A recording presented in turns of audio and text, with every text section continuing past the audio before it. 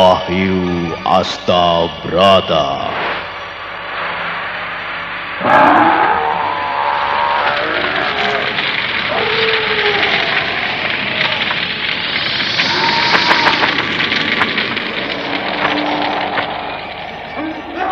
Tan hening wening upaya mukti nuring pangastuti. Tetek anggayo mukti sentosa rahayu. Ajur wungu nirdaya tan aspi sampurna. Dewi Kesuma, datanglah, kumohon.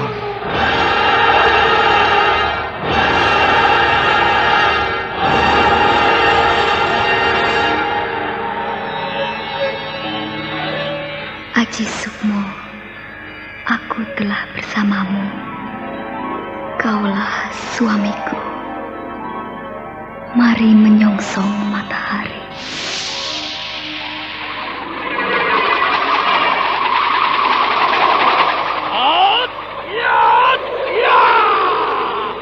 Ampur Jala Sutra.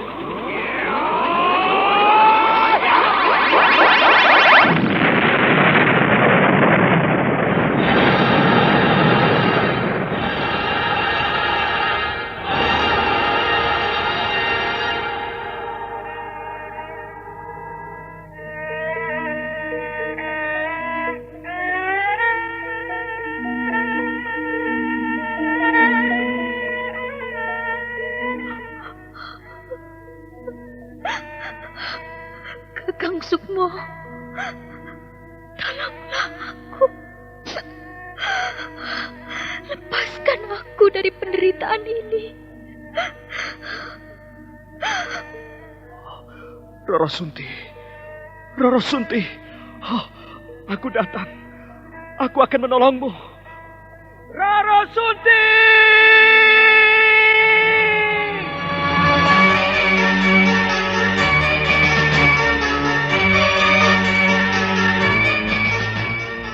Wahyu Astabrata.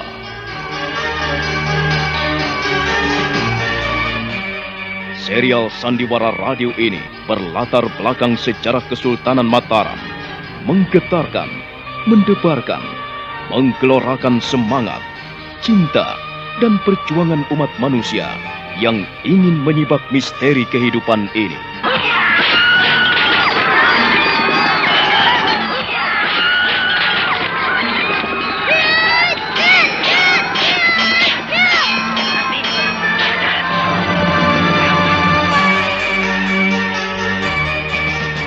Didukung oleh Ferry Fadli, Eli Ermawati, Ivone Rose, Yuli Mulyana, Idris Apandi, M. Abud, dan artis-artis top lainnya. Cerita ini ditulis dan diolah oleh Bu Nergis Muryono, pengarah cerita dan naskah Agung Bahrodi, ilustrasi musik Hari Sabar, teknik dan montase Jamie Mumu, dengan sutradara Ferry Fadli. Sandiwara Radio ini masih Anda dengarkan di channel YouTube Satria Collection. Jangan lupa tekan tombol like dan subscribe.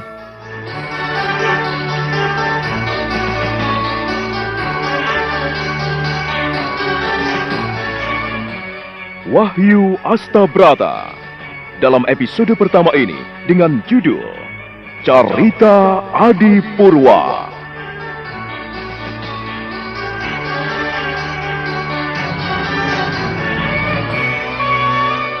Pada seri yang ke-18 ini didukung oleh para pemain Ferry Fadli sebagai Kiwari, Eli Ermawati sebagai Nini Wari, Idris Apandi sebagai Tumenggung Gending, M. Abud sebagai Kolo Cokro, Rusli sebagai Pangeran Puger, dan Asdi Suhastra, pembawa cerita.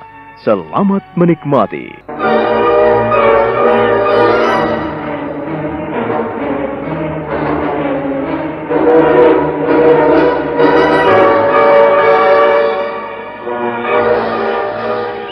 Kolo Cokro gagal merengkuh Nini Wari. Pipinya terasa panas oleh tamparan perempuan itu.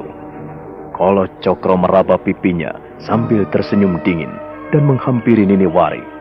Perempuan itu menjadi takut sekali.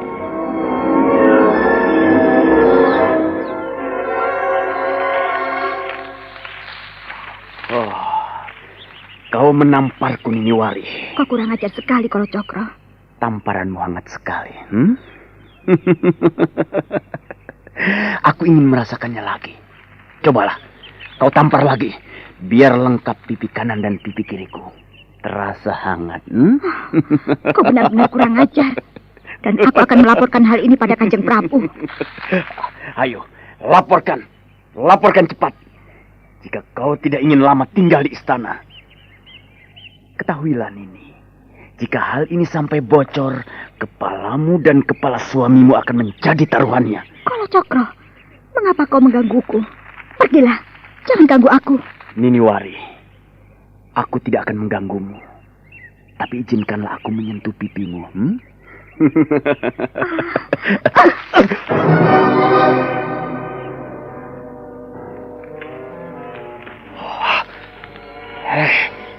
Kenapa kau bersikap kasar padaku, Niniwari? Kau tidak sopan. Sikapmulah yang sangat kasar. Kau tidak menghargai istri orang. Niniwari, aku minta kau tidak keberatan ikut aku. Kau sungguh tidak tahu diri. Niniwari. Jangan sentuh aku. Jangan mendekat.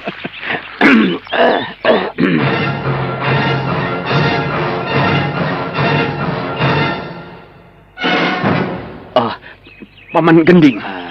Kolo Cokro, siapa perempuan itu? Dialah istri juru taman itu, Paman. Oh, pantas. Pantas sekali jika Sang Prabu berkenan dengan semua rencana suaminya. Ternyata ada udang di balik batu. Pikiran kalian kotor sekali. Pikiran kami yang kotor atau memang benar demikian keadaannya? Perempuan cantik biasanya bisa menjadi umpan empuk bagi pembesar muda. Bukankah begitu, Kolo Cokro? Benar, Paman. Begitulah biasanya orang yang ingin meraih ambisi besar. Ia pun rela mengorbankan istri dan kehormatannya. Perempuan cantik. Dibayar berapa suamimu bekerja di istana ini? Manusia tak tahu diri. Katakan pada suamimu, jangan sekali-kali mendekati Raden Mas Colang.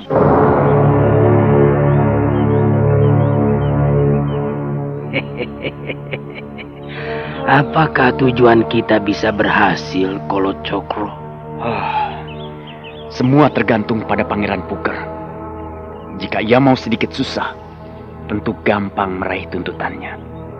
Tapi kalau ia tetap diam seperti itu, mana mungkin bisa berhasil? Segera temui beliau, dan aku akan menyusulmu. Sandiwara Radio ini masih Anda dengarkan di channel YouTube Satria Collection. Jangan lupa tekan tombol like dan subscribe.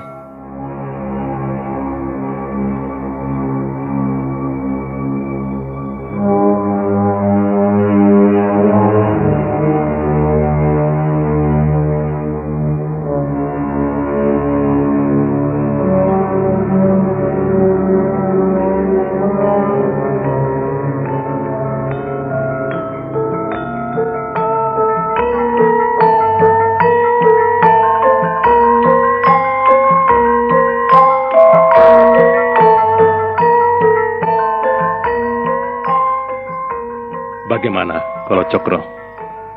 Apakah tugasmu sudah kau lakukan dengan baik? Semua dapat berjalan dengan lancar, Pangeran. Kau sudah menemui Niniwari? Iya, Pangeran. Apa katanya? Saya yakin ia akan melakukan apa yang kita inginkan. Ia tidak berkutik di hadapan saya. Ia ketakutan sekali, Pangeran. Kau bawa namaku? Oh, jangan khawatir, Pangeran. Nama Pangeran tidak ada yang tahu. Semuanya sayalah yang menanggung. Kata-katamu bisa kupercaya. Kepala saya menjadi taruhannya, Pangeran. Aku percaya kepadamu. Tapi kalau ada apa-apa, orang pertama yang kutangkap adalah kau. Ini bukan masalah ringan. Iya, Pangeran. Saya tahu itu. Simpan rahasia ini sebaik-baiknya.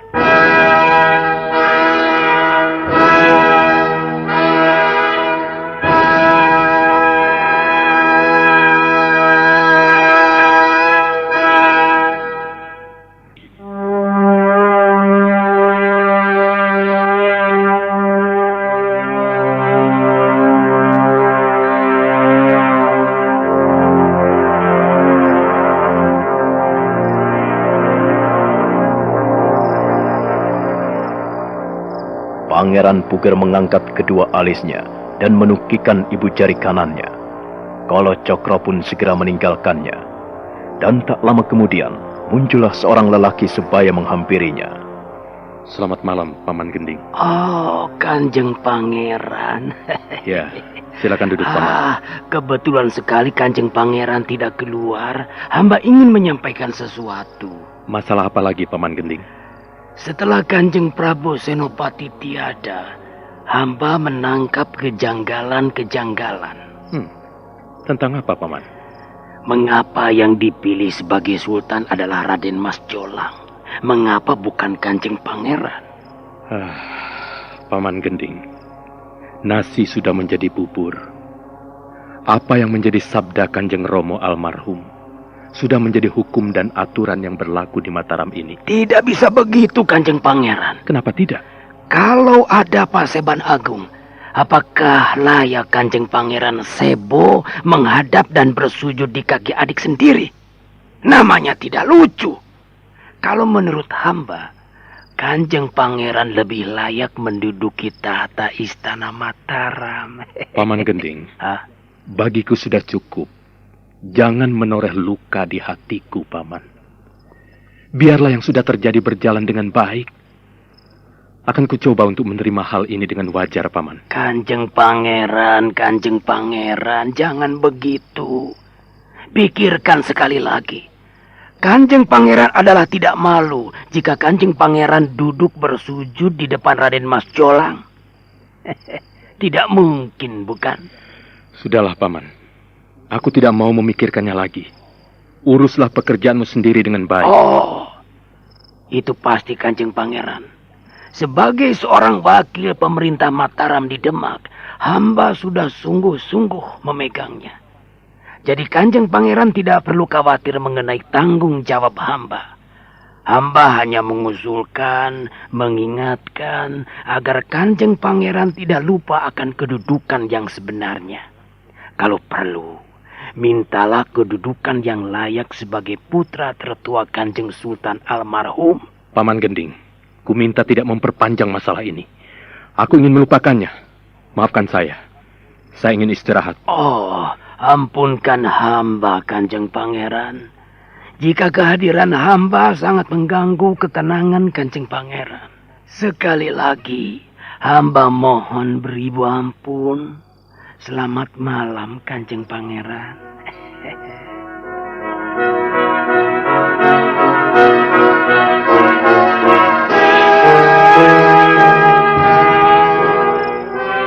Tumenggung Gending lalu meninggalkan Wisma Kepangeranan.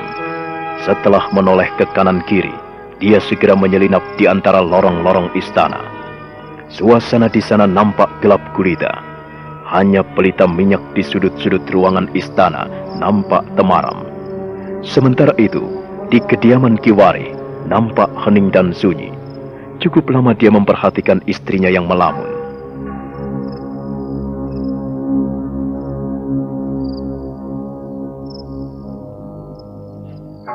Sejak tadi kuperhatikan kau murung.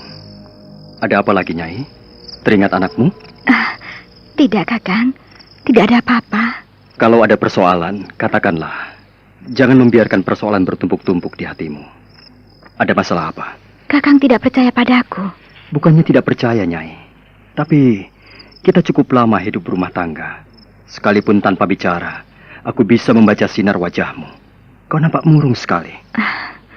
Kakang, aku tiba-tiba rindu pada suasana desa. Tenang, damai dan tentram. Tak ada yang mengganggu kita. Siapa yang mengganggumu? Tidak. Tak ada yang menggangguku. Aku merasakan perbedaan besar hidup di desa dengan hidup di kota. Kalau di desa, kita bisa melakukan apa saja tanpa ada rintangan. Kalau di sini, selalu penuh dengan aturan dan tatanan. Namanya saja hidup di pusat pemerintahan. Hidup kita bukan untuk diri kita sendiri. Tetapi apa yang kita miliki harus kita persembahkan buat sesama kita. Kakak? Iya? Boleh aku bertanya kepadamu? Tentang apa, Nyai? Tentang keganjilan di istana ini. Masalah apa lagi? Aku tidak melihat apa-apa. Benarkah terjadi perselisihan di antara para pangeran? Nyai, kau jangan bicara itu lagi. Kenapa, Kakang? Aku tidak boleh tahu. Bukannya tidak boleh tahu, tapi masalah seperti itu amat tabu bagi kita. Kita tidak boleh ikut campur dalam urusan seperti itu. Kakang, kita hidup di sini. Masa hanya ingin tahu tidak boleh? Masalahnya bisa menjadi besar jika didengar oleh orang lain. Kuminta kau jangan sekali-kali membicarakan hal ini lagi. Ingatlah, Nyai. Besok pagi ada Paseban Agung. Kita diundang untuk menghadirinya. Pada saat ini pun seluruh raja daerah sudah banyak yang datang. Hati-hati. Kakang, kau kenal Kolo Cokro? Sandiwara radio ini masih Anda dengarkan di channel YouTube Satria Collection. Jangan lupa tekan tombol like dan subscribe.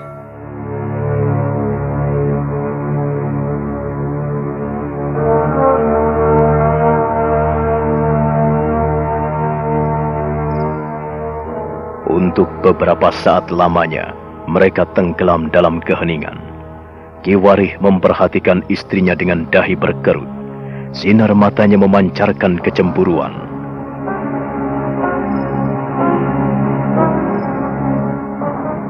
Kolo Cokro, kau... Kau jangan cemburu, Kakang. Aku hanya sekedar bertanya. Ada apa dengan laki-laki itu? Tidak mungkin kau bertanya jika tidak ada sebabnya. Hanya sekedar ingin tahu, Kakang. Ia nampaknya dekat sekali dengan Paman Kending. Aku tidak suka kau sembunyikan sesuatu. Kau pasti ada apa-apa dengannya. Kau menyukainya, Nini? Kakang, mengapa seburuk itu pikiranmu padaku? Aku istrimu, Kakang. Oh, Kakang, kau jangan begitu. Apakah pantas perempuan menanyakan laki-laki lain di depan suaminya? Kalau tidak kepadamu, aku harus bertanya pada siapa? Haruskah aku bertanya pada orang lain? Oh, Kakang, mengapa kau mudah terbakar api cemburu? Kalau aku berniat berpaling darimu, tentu saja sejak dulu. Kau keterlaluan sekali. Aku ingin tahu, apa tujuanmu menanyakan laki-laki hidung belang itu? Kakang, jadi... Kalau kau tertarik padanya, silakan temui dia. Kakang, sekali lagi ku ingatkan, agar kau jangan mudah terbakar api cemburu. Aku tidak ada apa-apa dengan dia. Dia hanya bilang padaku... Kau muda, cantik, dan tidak pantas menjadi istriku, begitu? Kakang, kau jangan berpikiran buruk pada istrimu sendiri. Dengarkanlah dulu, Kakang. Kau jangan terburu melontarkan kata-kata yang tidak berguna. Ia bilang apa padamu? Ia bilang agar kita tidak dekat dengan Kanjeng Prabu.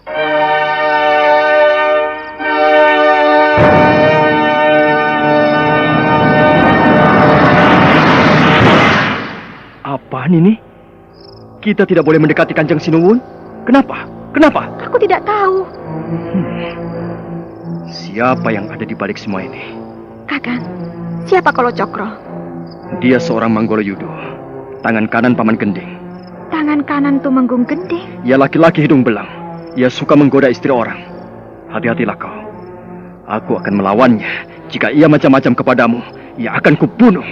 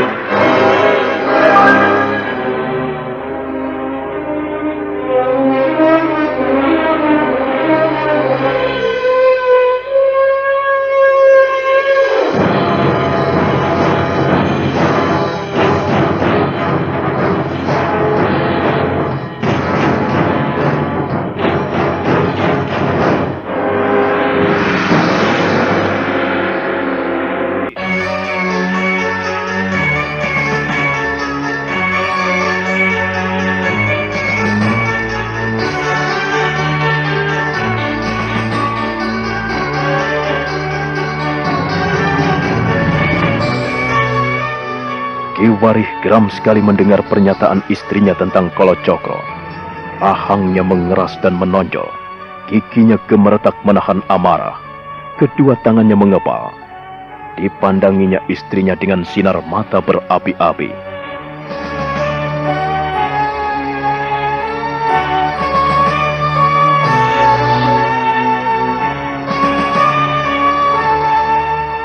Nah, bagaimana kisah selanjutnya? Saudara pendengar, Silahkan menunggu kelanjutan kisah Wahyu Astabrata ini dalam seri berikutnya. Sampai jumpa.